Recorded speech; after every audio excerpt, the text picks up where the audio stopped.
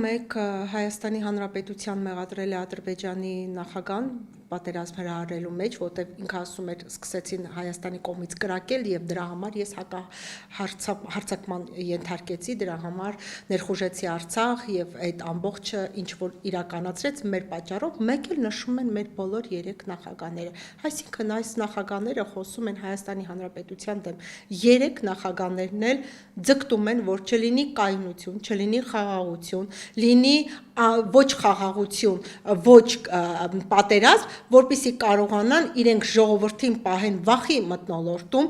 որպեսզի նաև Ռուսաստանի Դաշնության ազդեցությունը մեր տարածաշրջանից, մեր պետության վրայից դուրս չգա, եթե մենք ստեղծում ենք անկախ ինքնիշխան ժողովրդավար պետություն, ուրեմն այստեղ ոչ մի պետության այսպես հովանավորչություն մեզ պետք չի։ Իսկ 3 նախագահները միայն կատարում են